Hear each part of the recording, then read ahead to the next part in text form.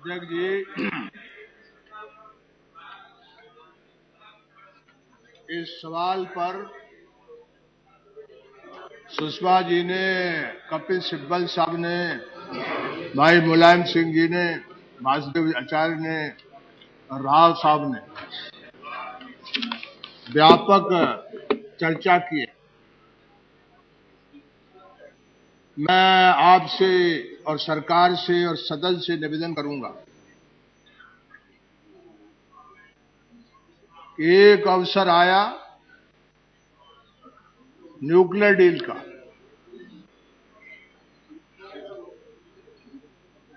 और लेफ्ट के लोगों ने न्यूक्लियर डील पर विरोध स्वरूप छोड़ने का काम किया। फिर अवसर आया एफडीआई का पिछले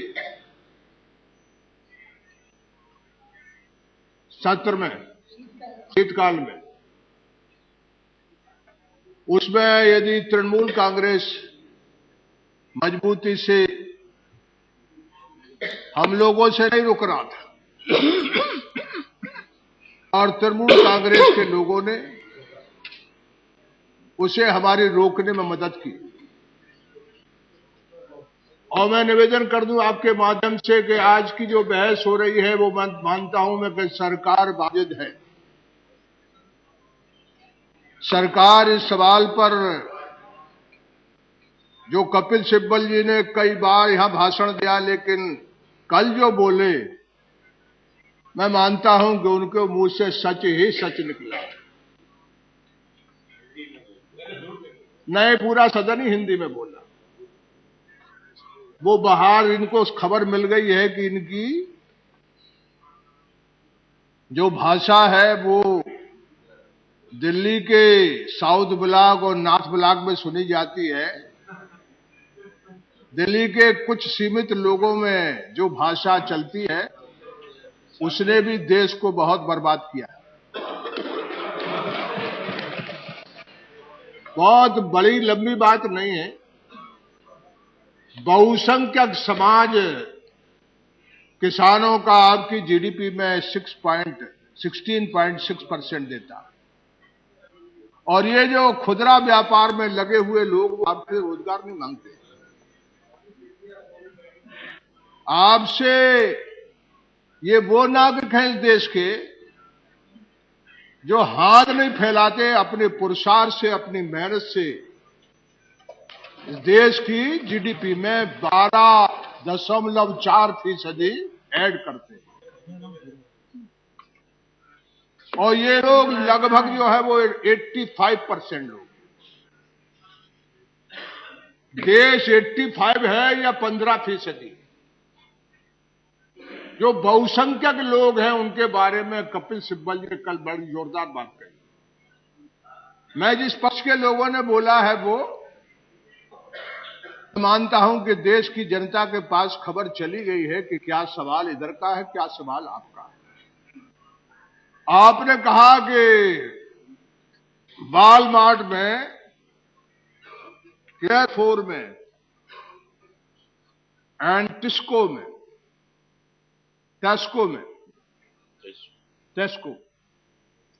इसमें सिर्फ साइकिल वाले कहां जाएंगे? अरे स्कूटर वाले कहां जाएंगे इसमें? मैं आपसे कहूं कि हमने इस देश को 2 हिस्सों में बांट दिया। एक भारतवर्ष है जो 20 वर्ष में मुट्ठी भर लोगों के हाथ में, कपिल सिब्बल साहब, हमारा आपके बीच में कोई फर्क नहीं है, कोई अंतर नहीं। एक बात का अंतर है कि आप 2 भारत बना दिए। एक भारत की आपको चिंता है, आपको बाजार की चिंता है। आपने कल व्यथा कही कि बाजार तो चौपट हो गया है। यह शब्द नहीं कहा आपने। शेयर मार्केट की भी नहीं, जीडीपी, अर्थव्यवस्था। और अर्थव्यवस्था के लिए सबसे ज्यादा यह सरकार जीडीपी के लिए, जरूर जीडीपी के लिए होना चाहिए चिंतित। मैं नहीं कह रहा हूं नहीं होना चाहिए। मैं बाजार के बारे में मानता हूं कि दुनिया के बाजार और दुनिया को मिलने से अब रोक नहीं सकते। ये देश भी 5000 वर्ष का इसका बाजार है। ये जान लेना कि ये सभ्यता और चीन की सभ्यता दुनिया की बहुत पुरानी सभ्यता है। ये भी जान लेना कि कभी ये देश इतिहास के सबसे ऊंचाई पर था। आज हम देश के या दुनिया की सबसे ज्यादा हम नापते हैं जीडीपी से, हम नापते हैं इंपोर्ट से, मापना चाहिए। हम नापते हैं रुपया ऊंचा बढ़ा के नहीं डॉलर के मुकाबले, लेकिन रुपया थमता नहीं, नीचे गिर रहा। इंडस्ट्रियल ग्रोथ जो है वो आपका, जिसकी बड़ी तारीफ में आप बोल रहे थे, वो तो घट रहा। और आपने भाजपा चिंता रखा है कि बाजार ठप हो गया है, ये सब चीजें बर्बाद हो गई है, तबाह हो गई है, और अर्थशास्त्र को, इकोनॉमी को बचाना है।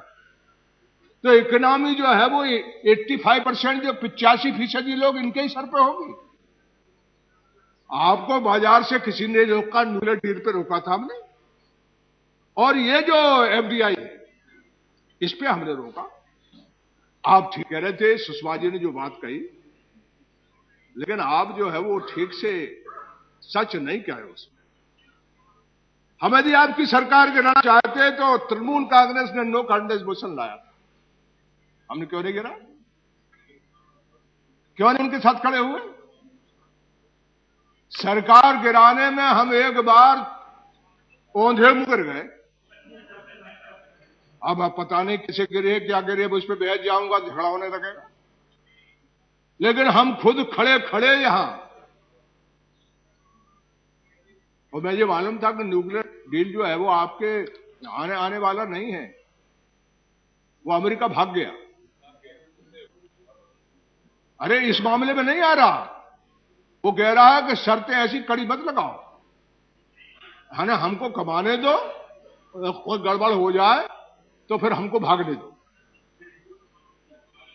इसी तरह से हम तो फेल हो गए। हम क्यों चाहते कि नो कॉन्फिडेंस मोशन आए? आप कह रहे थे कि वहां बैठना चाहते हैं, इच्छा तो हमारी है बैठने की, लेकिन ऐसी इच्छा नहीं जैसे कोई आपकी इच्छा नहीं है। आप खाट बैठेंगे क्या? आप तकत चाहते हैं क्या? अरे राजनीति में हम कोई सन्यासी थोड़ी है। हम कहां कह रहे हैं कि हम वहां नहीं बैठना चाहते, लेकिन हम कोई गलत तरीके से नहीं बैठना चाहते। गलत तरीके से बैठते तो तृणमूल कांग्रेस के नो कॉन्फिडेंस मोशन पे आपके साथ खड़े हो जाते। इनके हम लाते। हमने अकेले एफडीआई के मामले में आपको कहा कि नहीं, कपिल सिब्बल जी वो चले गए, मनमोहन सिंह जी चले गए, सोनिया जी चली गई। मैं सोचता था कि आज मेरी बात वो जरूर सुनते। हाँ, बता दे तो अच्छा है। मैं यही कहना चाहता हूं कि यदि हम आपको गिराना चाहते तो नो कॉन्फिडेंस मोशन के में जरूर साथ देते। ये नाराज हुए हमसे, ये बात करना बंद कर दिए। ये जो मुखर्जी है, क्या बनर्जी, ये हमको नमस्कार नहीं ले रहा। कल्याण बनर्जी ये अपना ही कल्याण करना चाहता, हम सबका नहीं करना चाहता। ये आपका जरूर किनारा लगाना चाहता था। हम भी ना किनारा लगाना चाहते। हम कहां चाहते हैं? हम जितने जल्दी चाहें उनको हटाना चाहते हैं आपको, लेकिन हटा नहीं पा रहे। तो देश बचाने के लिए हमने कहा कि एफडीआई जो बहुसंख्यक लोग हैं, जो एक खेती है जिसमें रोजगार है और एक ये खुदरा व्यापार है। कपिल सिब्बल जी, मैं शहर में भी रहा और गांव में भी रहा। मैं जब गांव में छिट्टी में जाता था तो मुझे वो टोकरी वाली फल लेकर के आती हुई सब्जी वाली दिखती है। सड़क पर जो है वो अमरूद जो है वो हरे पत्ते के साथ बिकते हुए, आम जो है वो हरे पत्ते के साथ बिकते हुए।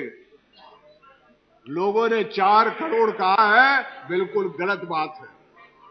हमारे देश में हम गरीबों की संख्या नहीं पता लगा पाए, इसलिए खुदरा व्यापार के लोगों की भी संख्या को हम ठीक नहीं लगा पाते। ये 5 करोड़ लोग, ये रोज कमाते हैं, रोज उठते हैं, और पेट का और भूख का जो पहिया है उससे बंधे रहते हैं। आप क्या चाहते हैं? ये बाजार जो है वो आता जरूर, लेकिन इस देश के सारे देश को मजबूत और ताकतवर बनाने के लिए, इस देश का पुरुषार्थ जगाने के लिए, लेकिन बाजार जब से आया है 2,75,000 किसान आत्महत्या कर लिया। अध्यक्ष जी, हिंदुस्तान के इतिहास में भूख से मौत हुई है, लेकिन आत्महत्या करके किसान सबसे ज्यादा सहने और बर्दाश्त करने वाला लोग है, जो हर तरह के मौसम में अपना जीवन जीता है, लेकिन मरने के लिए, आत्महत्या के लिए तैयार नहीं होता था। आपका बाजार के लिए 20 साल से आप कर रहे हो। कपिल सिब्बल जी, सरकार के लोगों, आपने सिर्फ मुट्ठी भर लोगों को संपन्न बना दिया है, जिनके लिए वॉलमार्ट लाना चाहते हैं। वॉलमार्ट यहां सेवा करने नहीं आ रहा। कमलनाथ जी, वॉलमार्ट सेवा करने नहीं आ रहा। मैं नहीं मानता कि सेवा कर लेना, कमाने के लिए आ रहा है। विन विन सिचुएशन है। जरूर आप लाइए सब तरह से, आप इन 85 करोड़ के रोजगार को हाथ डालने की जगह किसी चीज में भी लाइए। मैं बाजार के खिलाफ नहीं हूं। मैं चाहता हूं कि ये बाजार दुनिया को, यूरोप को और अमेरिका को मजबूत करता है। 500 साल में, 400 साल में उन्हें ये बहुत खूबसूरत कमल उगाया है, यूरोप और अमेरिका। आप भी कमल उगाना चाहते हैं इस देश में, दुनिया में? अरे कमल कीचड़ में पैदा होता है। आप कमल कीचड़ में पैदा होता है। आप कपिल सिब्बल साहब कल कह रहे थे कि कार वाले जाएंगे वहां। अरे कार वालों को सब्सिडी दे रहे हो आप डीजल में। अरे आप क्यों मुंह बना रहे हैं? सब्सिडी दे रहे हो डीजल में, डीजल में सब्सिडी दे रहे हो। जितनी किसान को देते हो उतनी आप एसयूवी में दे रहे हो। ये जयपाल रेड्डी बैठे हैं, इनकी गर्दन दे करके आपने बाहर निकाला। इसी बाजार के लिए निकाला आपने। आप कितना ही इसको मना करिए, लेकिन जो सच्चा है, जो देश बनाता है, उसे आप धक्का मारते हो। हमको भी आप कमलनाथ, ये आप जीत सकते हो इस मोर्चे पे। मोर्चा जीतोगे, संग्राम नहीं जीतोगे। अंतिम लड़ाई हमारी होगी और हमारी जीत होगी। हम इस सरकार को एफडीआई रोल बैक नहीं करोगे तो इस सरकार का रोल बैक करेंगे।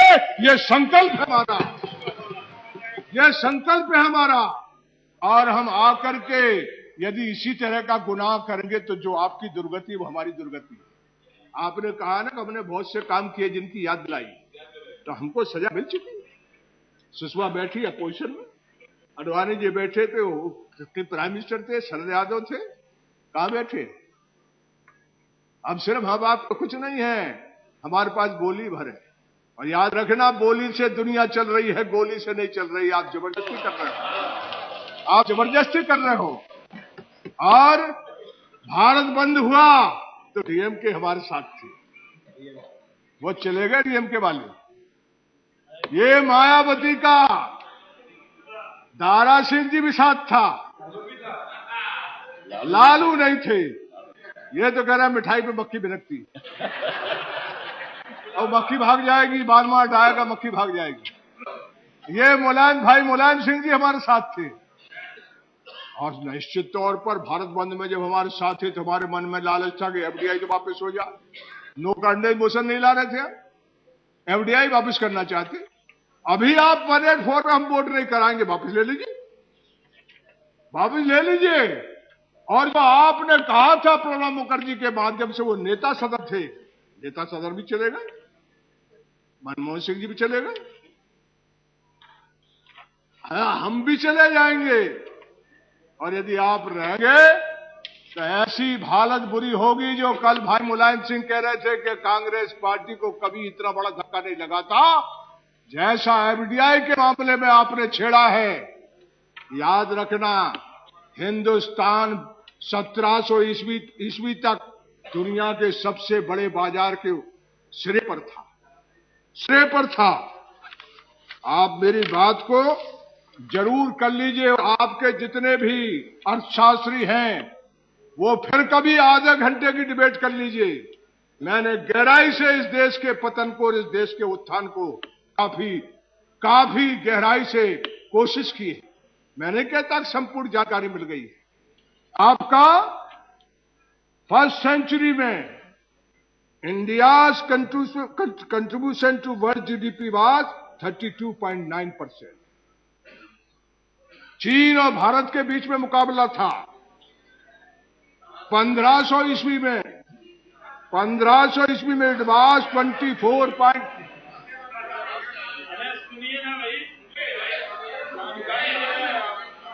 क्या हो गया? अरे नहीं छोड़ो, अरे भाई हम अकेले निपट लेंगे। क्या बोल रहे हैं? ये 1500 ईस्वी में it was 24.5%। At the second position, the first position was of China eight 25%। In 17th century, India was again at the first position, that is at the 24.4%। और आज जो है वो 64 साल की सरकार के बाद जीडीपी जो है वो today after 65 years brought down country GDP to 5.5 लिखा था और घट गई। मैं आपसे एक ही निवेदन कर रहा हूं कि कपिल सिब्बल साहब, आपके पास प्लानिंग कमीशन है, आपके पास बहुत अर्थशास्त्री, कभी 1 घंटे की बहसिया करा लीजिए। हिंदुस्तान दुनिया के शिखर पर था, चीन और हिंदुस्तान, मुकाबला हमारे उनके बीच में था। जब शरीर का पुरुषार्थ था तो दुनिया में आगे थे। हमारे समाज की विसंगति ने इस देश में विज्ञान की डेथ कर दी, आविष्कारोइस्कारों की डेथ कर दी। आविष्कार की मृत्यु हो गई, यहां आविष्कार नहीं हुए।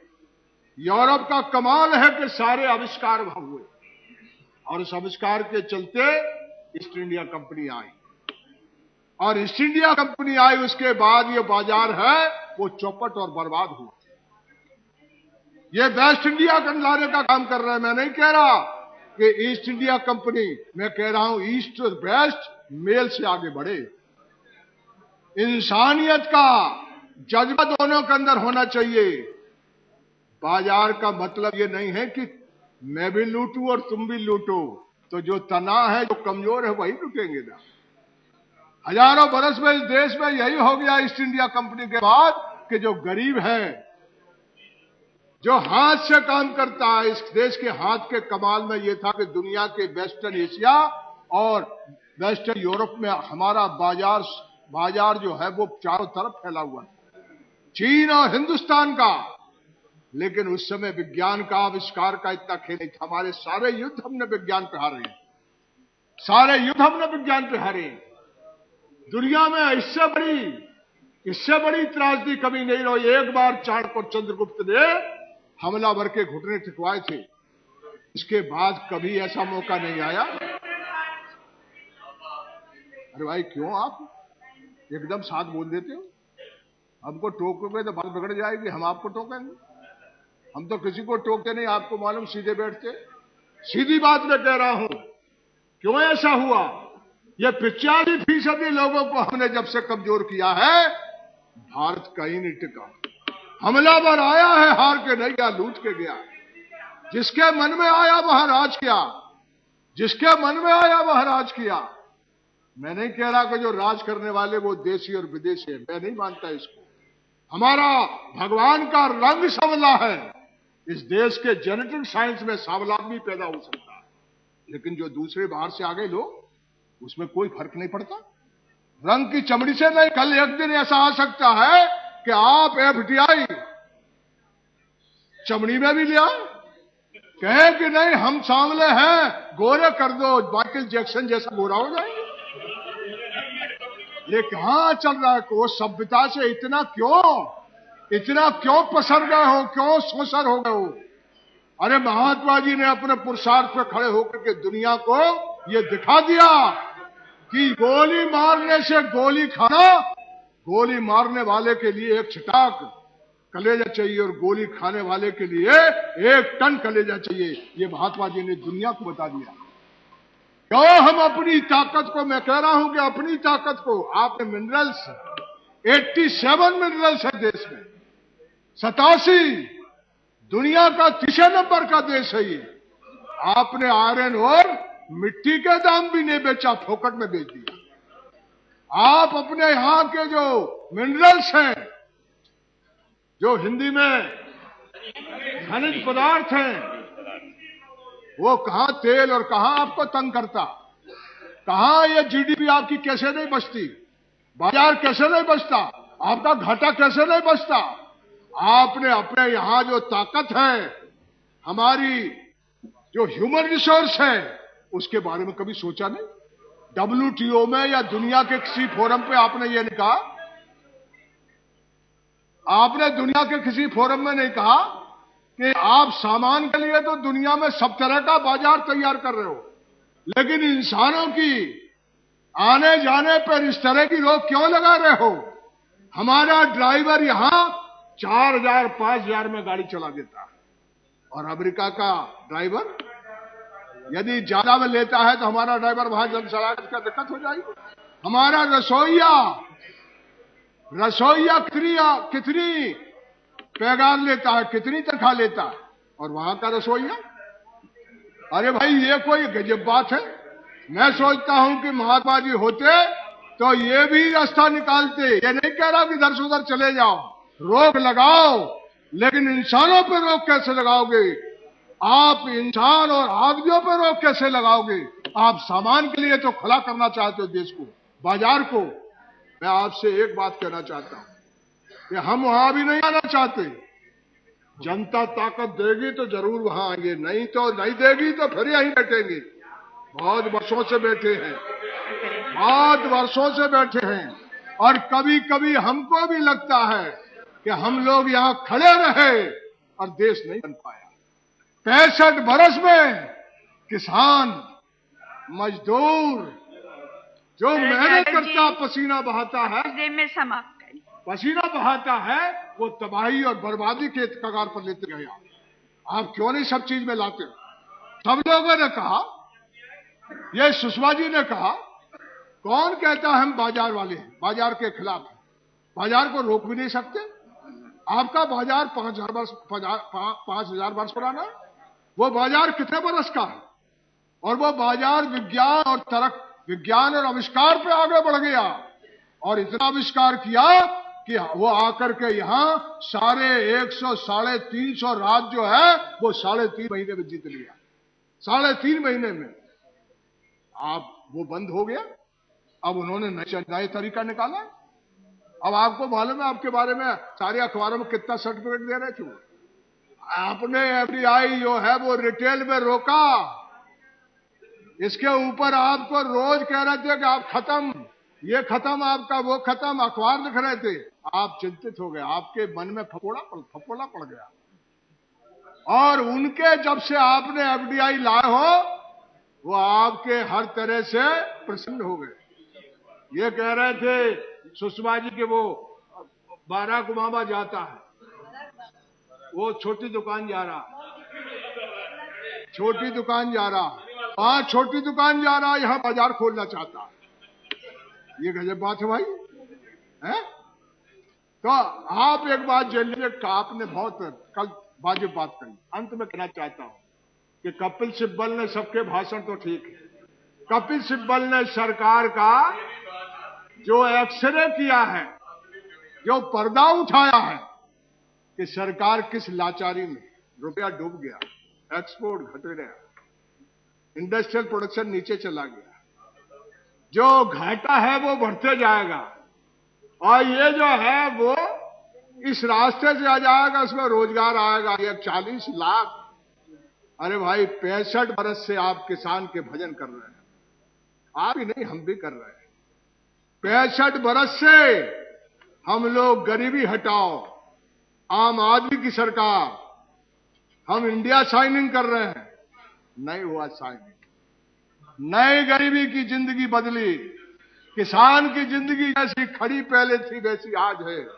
ये आजादी किसान और मजदूर के हक में नहीं खड़ी हुई, ये आजादी तो आज यहां जाके खड़े हो गए कि हम टिस्को को और वालमार्ट को यहां दोस्त बना के लाना चाहते और कार वालों को बजा देना चाहते। हमने दो देश बना दिए, एक देश पैदल चलता है, एक देश साइकिल पे चलता है, एक देश दिन भर कमाता है और दिन भर खाने के लिए जीता है, और एक देश मौज मस्ती, होटल अलग, ट्रेन अलग, खाना अलग, बोली अलग, हर चीज अलग है उसकी। ऐसा भारत मत बनाओ, ये विकलांग भारत होगा, और विकलांग भारत कभी भी दुनिया में मुकाबला नहीं कर पाएगा। इस विकलांग भारत को मत बनाओ।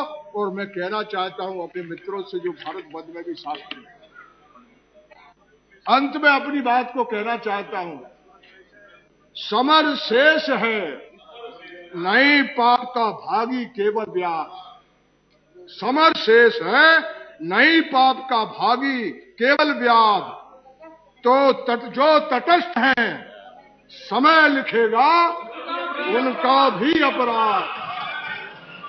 तो ये सदन में इतिहास का एक मौका है, सारे सदन में कहना चाहता हूं, इतिहास माफ नहीं करेगा जो तटस्थ रहेंगे, इतिहास माफ नहीं करेगा यदि बहुसंख्यक समाज के लोगों का जो तबाही होने वाली, बर्बादी होने वाली। हाँ, और मैं आपसे फिर अंत में कह दूं कि ये तो मोर्चा है कपिल सिब्बल जी, कमलनाथ जी, ये मोर्चे पे हो सकता है तुम जीत जाओ, हम हार जाए, हम जीत जाए, तुम हार जाओ। मैं इतना ही कहना चाहता हूं कि भारत बंद के मोर्चा भी एक था, एक ये मोर्चा लगाया है। ये लोग जो टीवी वाले घटा बढ़ा रहे हैं, इसका कोई मतलब हमारे दिमाग में नहीं। हम पहले से कई सरकारें गिराएंगे, गिरा के देख लिया हमने। हम तो सिर्फ ये चाहते हैं कि इस पर बैठ करके जो आपने वादा किया था फिर से सलाह कर लो, फिर से सलाह कर लो, और सलाह करके यदि इसको वापस नहीं करोगे तो हमारा नहीं, हमारा और आपका इतिहास तो बंधा हुआ है। आने वाले देश का भविष्य हमारी मानता है, हमारी पक्का यकीन है कि देश का इतिहास इससे और तबाही और बर्बादी तक जाएगा, गरीबी और गुर्बत और नीचे जाएगी। इन्हीं शब्दों के साथ आपका बहुत बहुत धन्यवाद।